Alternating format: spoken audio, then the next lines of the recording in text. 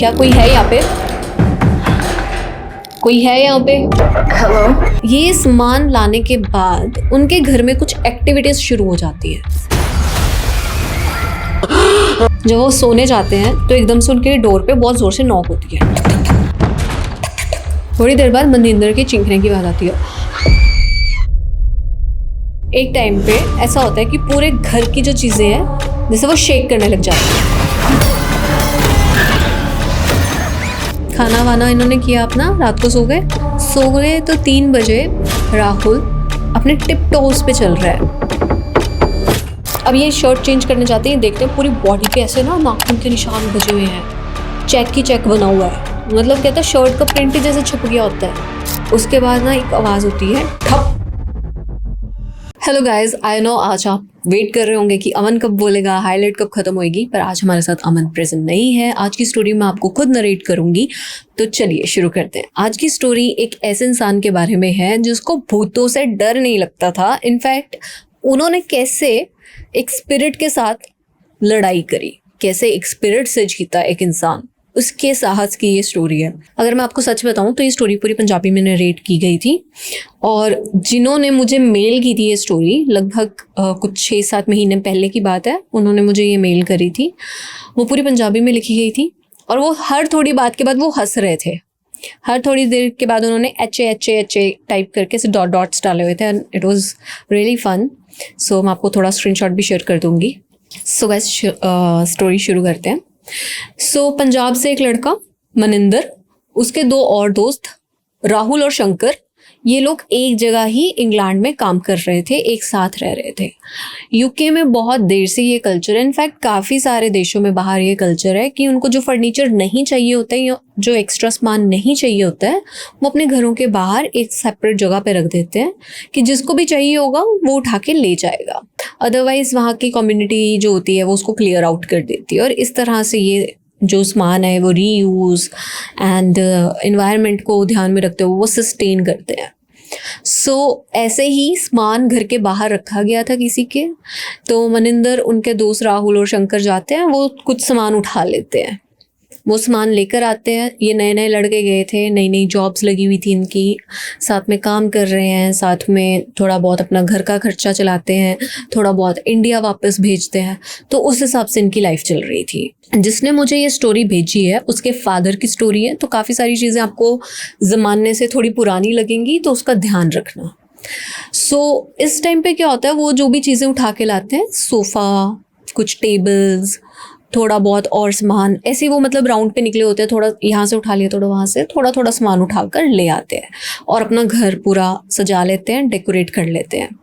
एक आधा गद्दा उन्हें कोई मोटा मिल जाता है, एक पतला मिल जाता है, इस तरह से वो अपनी बेडिंग कर लेते हैं कि हमारे पैसे बचेंगे और हमें थोड़ा एक्स्ट्रा पे नहीं करना पड़ेगा। सो ये आ गए घर पे। अब ये सामान लाने के बाद उनके घर में कुछ एक्टिविटीज़ शुरू हो जाती है। मज़ेदार बात तो ये है कि आप सोचो कैसे यूके में ऑलरेडी बहुत ज़्यादा हॉन्टेड स्पिरिट्स हैं, बहुत ज़्यादा हॉन्टेड प्लेसेस हैं, वहाँ पे इतना ज़्यादा फ्लक्चुएशन है स्पिरिट्स और ह्यूमन वर्ल्ड में कि मैं आपको समझा नहीं सकती, आपको वर्ड्स में बयान नहीं कर सकती। विचेस की बात कर लो, मैजिक की बात कर लो, जादू टोना and what not, it's all there. So ये अपने घर में ले आते हैं। इनके घर में ना चीज़ें शुरू हो जाती हैं। लाइक फर्स्ट कुछ दिन घर शांत रहता है, सब नॉर्मल था, क्योंकि इनको ना ऑलरेडी थोड़ा सा ऐसा दिमाग में होता है शक कि यार हम इतना सामान लेकर आए हैं, कोई चीज़ आ ना गई हो। क्योंकि जिन लोगों के साथ ये रहते थे उन्होंने इनको बताया था कि जहाँ पे आप सामान यहाँ से उठाते हैं वहीं पे काफ़ी बक्सों में चीज़ें बंद करके कुछ लोग आपके साथ भेज देते हैं, ताकि इसका जो भी हमारी इलनेस है वो इसको लग जाए, या कुछ वो पर्पसली नहीं करते, पर वो ऐसे टोट के करते हैं कि हमारी इलनेस हमसे उतर के इस डब्बे में रह जाए, और ऑब्वियसली फिर उसको डब्बे को जो भी खोलेगा उसके पास वो चीज़ चली जाएगी। सो इसी तरह से इनको कहीं ना कहीं मन में ऑलरेडी शक था। जिस दिन ये सामान उठाने गए थे उसी दिन से शक था, लेकिन फिर भी ये लोग ये सामान लेकर घर पे आ जाते हैं। थोड़े दिन घर पे शांति रहती है। उसके थोड़े दिन बाद, कुछ 2-4 दिन बाद, घर में थोड़ी एक्टिविटी शुरू हो जाती है। ऐसे लगता है कि कोई साथ में है हमेशा इनके। ये एहसास को पूरा लाइव टेलीकास्ट होने में ज़्यादा देर नहीं लगती है। जब उनको एहसास धीरे धीरे कभी मनिंदर को होता है, कभी राहुल को होता है कि ओए राहुल तू है क्या यहाँ पे, और तुम हो यहाँ पे, ऐसे आपस में बात चलती रहती है लेकिन कोई होता ही नहीं है। सो उनको लगता है कि उनके मन का वहम है। ड्यूटीज़ आर डिफरेंट होने के कारण आपस में भी इतनी जल्दी ये कम्युनिकेट नहीं कर पाते जितनी जल्दी ये चीज़ें हावी होने लग जाती हैं इन पे। सो होता क्या है कि मनिंदर एक दिन रात को अकेले घर में होते हैं और बाकी दोनों पेट्रोल पंप पे या कहीं पे जहाँ पे उनकी ड्यूटी थी वहाँ पे जाकर ड्यूटी दे रहे होते हैं।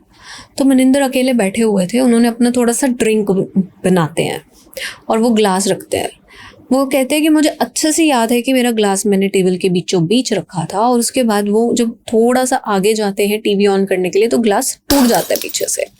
तो देखते हैं कि ये क्या हुआ, उनको समझ नहीं आता।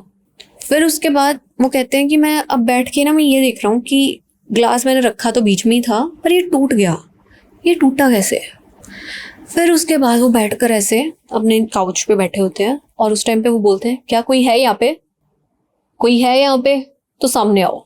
क्योंकि मनिंदर जी पंजाबी हैं तो बेसिकली वो बोलते हैं इस हिसाब से, कोई हैगा कोई इत्थे सामने आ। So this was his tone, बहुत बोजी और बहुत ज़्यादा प्रॉपर, मतलब कहते हैं ना ठोक कर बोलना, वैसे वो बोलते हैं। सो उसके बाद कुछ लगभग 4 बजे की बात होती, जो राहुल और शंकर होते हैं वो भी ड्यूटी से बाहर आ जाते हैं, घर आ जाते हैं। ड्यूटी के बाद घर आते हैं और वो लोग सोने चले जाते हैं। मनिंदर ऑलरेडी काउच पे सोया होता है उस दिन। सो वो देखते हैं कि सोया हुआ है, उसकी चद्दर वद्दर सेट करते हैं और अपने कमरे में सोने चले जाते हैं। जब वो सोने जाते हैं तो एकदम से उनके डोर पे बहुत ज़ोर से नॉक होती है। तो वो सोचते हैं कि ये क्या हुआ, मनिंदर है क्या। दरवाज़ा खोलते हैं तो कोई भी नहीं था, मनिंदर अपने काउच पे लेटे हुए थे।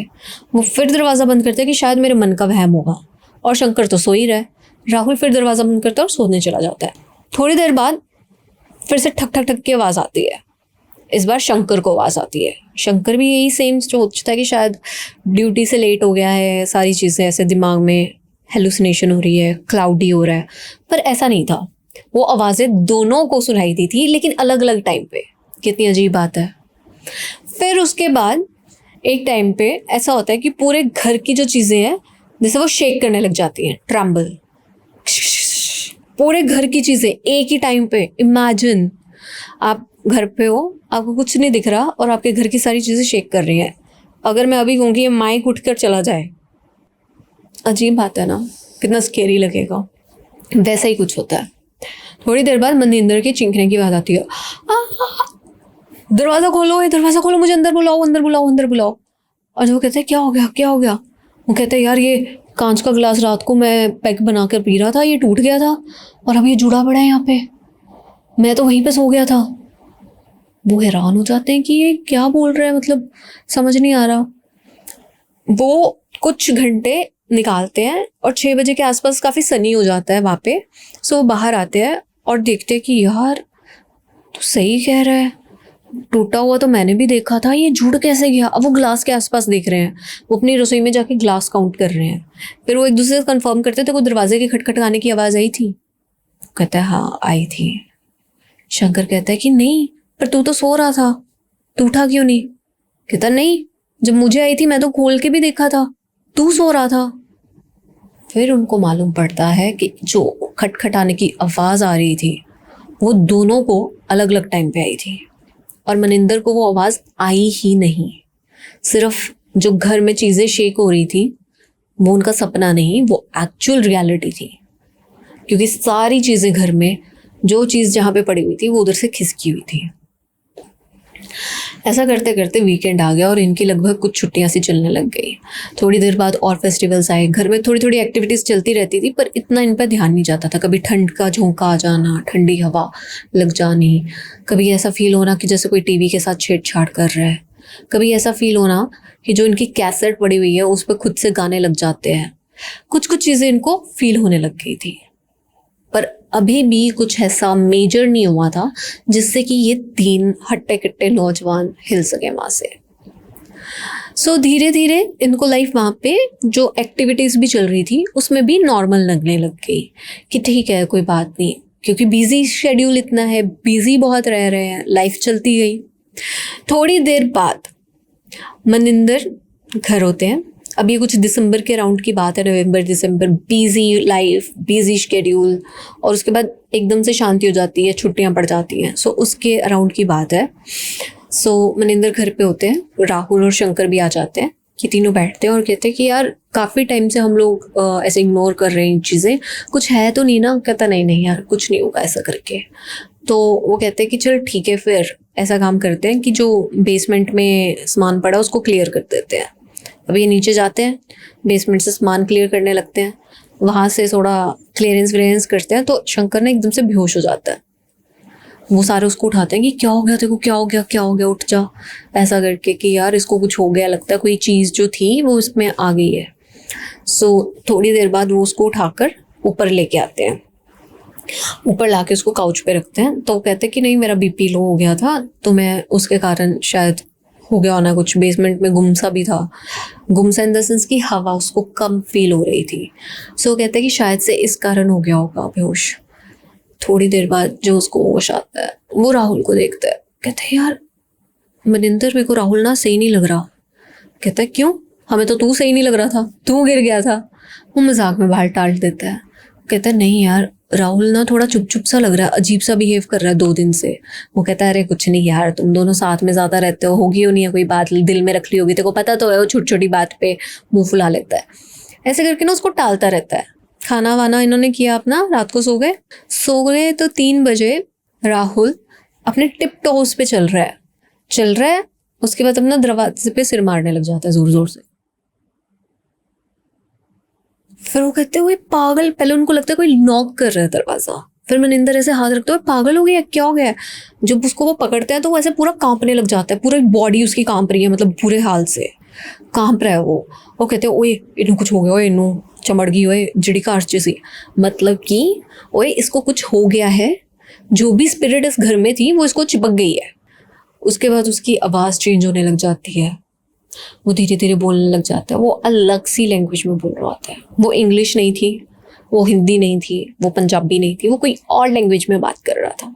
उस टाइम पे ये नौजवान जिनको मुश्किल से थोड़े शब्द इंग्लिश के आ रहे हैं, मेजर लैंग्वेज जिनकी पंजाबी है और हल्की फुल्की वो हिंदी मतलब बोल पाते हैं, वो भी ज़ोर से, वो कैसे समझेंगे कि ये तीसरी लैंग्वेज अलग से जो दुनिया में आ गई कौन सी है।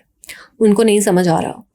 उसके बाद वो कांपी जा रहा है और वो ऐसे अजीब सी हरकतें कर रहा है। फिर उसके बाद वो बोल रहा है और उसके बाद फिर वो घर में कभी इधर जा रहा है कभी उधर जा रहा है।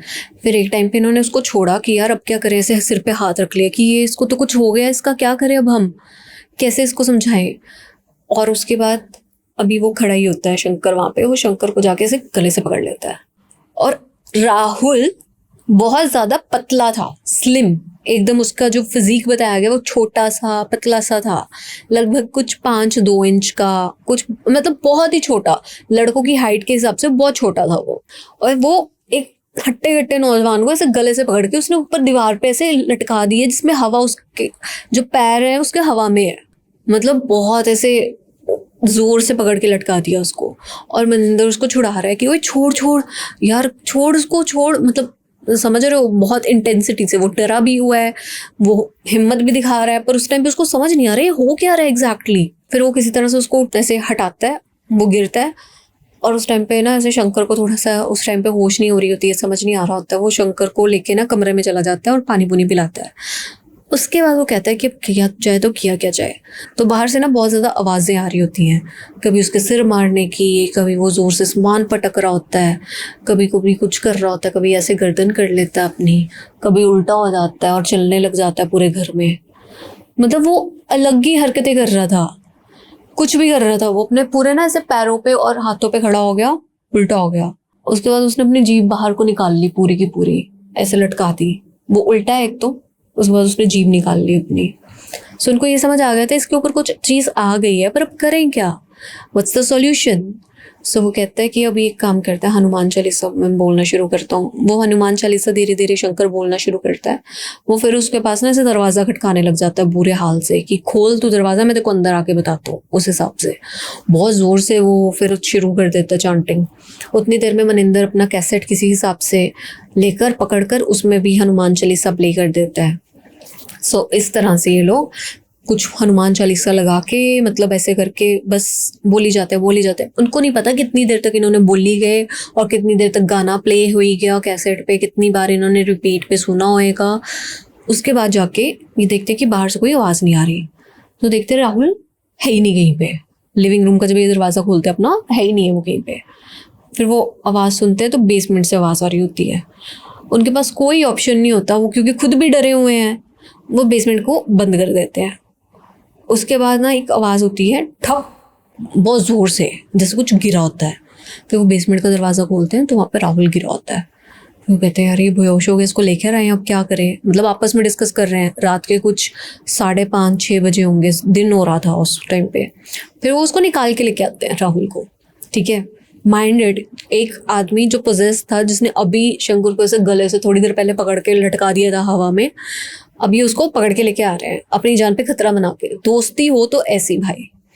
सो ये लेकर आए उसको लेटाते हैं। उसके बाद ना ये अगले दिन अपनी वहाँ पे ना, अब हर कोई इतनी क्वांटिटी में, उस टाइम की बात है ये, जब मतलब जिसने मुझे भेजी उसके फादर के ज़माने की बात है, तो उस टाइम पे इतनी ज़्यादा क्वांटिटी में हिंदूज़ या सिख्स या पंजाबी लोग नहीं थे बाहर पे, इतने नहीं थे।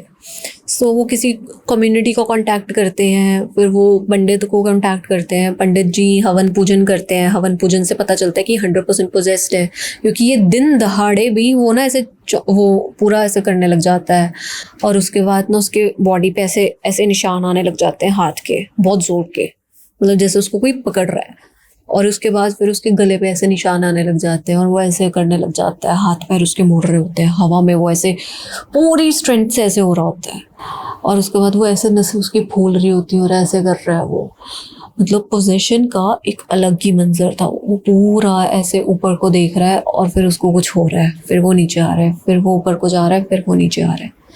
सो ये पूरी चीज़ राहुल के साथ उस हवन के टाइम पे हो रही है। और मनिंदर और वो उसको बैठ के फोर्सफुली देख रहे हैं कि इसके साथ हो रहा है कुछ। ना कोई आवाज़ ना कुछ, सिर्फ पंडित जी के मंत्रों की आवाज़ और उसकी ये हरकतें चल रही हैं वहाँ पे। उसके बाद फिर वो कहते हैं कि ये जो भी आत्मा है ये कम्युनिकेट नहीं कर रही है, ये जवाब देने को तैयार नहीं है, किसी पादरी को बुलाया जाए। सो वहाँ पे फिर वो किसी पादरी को बुलाते हैं। फिर वो पंडित जी और वो फादर जी मिलके आपस में सलाह करते हैं। फिर एक कोई चीज़ बनाई जाती है, कोई चीज़ें प्रिपेयर की जाती हैं उनको उस टाइम तक। वो फिर एक जो जगह थी उसके चर्च के बाहर एक जगह होती है, मुझे नहीं पता उसको क्या कहते हैं, पर उस हाउस में उसको रखा जाता है। फिर उस हाउस में रखा जाता है, उस हाउस में उसकी क्लेंजिंग चलती है काफ़ी दिन। वो उल्टियाँ करता है, खून की भी उल्टी होती है उसको, उसके शरीर पे भी कट्स आते हैं। मतलब एक बार तो उसकी शर्ट, कहता हम बदलने गए थे, मतलब मनिंदर और शंकर उसकी शर्ट बदलने जाते हैं। कहते हैं कि जाओ शर्ट बदल आओ, कि मतलब अपना टच भी रहना चाहिए, क्योंकि सिर्फ फादर और वो पंडित जी ही उसके कांटेक्ट में थे थ्रू आउट द टाइम। सो और जो पंडित है वो भी माइंड प्रॉपर पंडित वैसे वाले पंडित नहीं है, वो तो सिर्फ किसी की पूजा करने इंडिया से वहाँ पे गए हुए थे, तो वो कुछ दिन के लिए ही वहाँ पे थे जब तक कि उनका वीज़ा है। तो फिर उसके बाद फिर वो फादर ही उसका वो क्लेंजिंग करनी थी और सब कुछ करना था थ्रू आउट द टाइम, क्योंकि स्पिरिट एक बार छोड़ भी जाए तब भी आपकी बॉडी कई बार हील नहीं होती, कई बार स्पिरिट नहीं भी छोड़ती। और ये तो कम्युनिकेट करने को भी राजी नहीं थी, क्योंकि ये स्पिरिट ही कहीं और की थी, बाहर की। सो अब ये शर्ट चेंज करने जाते हैं, देखते हैं पूरी बॉडी पे ऐसे ना नाखून के निशान बजे हुए हैं, चेक की चेक बना हुआ है। मतलब कहता है शर्ट का प्रिंट ही जैसे छप गया होता है, वैसी मतलब खतरनाक उसकी बेचारे की हालत हो रखी थी। और वो ना लोग कहते हैं कि जब आपको भूत प्रेत या कुछ ऐसा आता है तो आपको अंदर से खोखला कर जाता है, आपकी एनर्जी खा जाता है, लेकिन वहाँ पे ऐसा नहीं था। वो और हेल्दी सा हो गया था, मोटा सा हो गया था, उसका मुंह भी, जबकि वो कुछ खा पी नहीं रहा है पर वो मोटा हो रहा है। मतलब this is the first time, this is the first case जो मैंने ऐसा सुना था कि कोई मोटा हो गया हो पोजीशन के बाद। सो उसके बाद किसी तरह से उसकी क्लेंजिंग होती है प्रॉपर, उसके बाद स्पिरिट को उतारते हैं।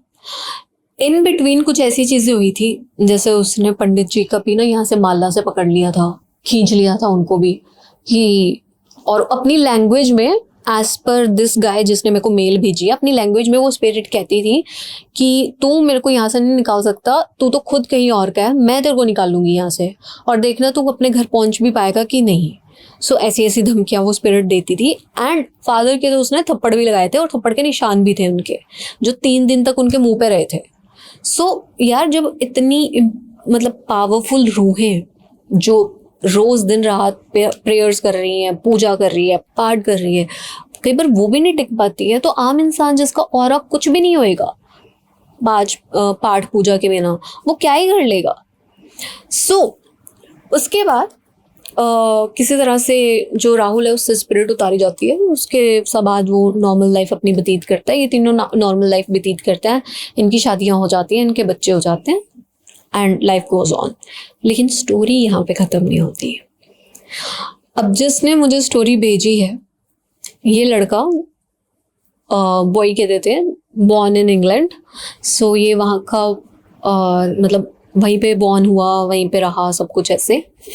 लेकिन इसको अपना यहाँ से नानी हाउस से बहुत प्यार है, नानी हाउस दादी हाउस से। तो ये लोग बहुत इंडिया में छुट्टियों में खूब रहे हैं, तो इसलिए इनको इतना कल्चर पता है। एंड जब वो यहाँ पे आते थे, वो अपने राहुल अंकल जी से मिलने जाते थे।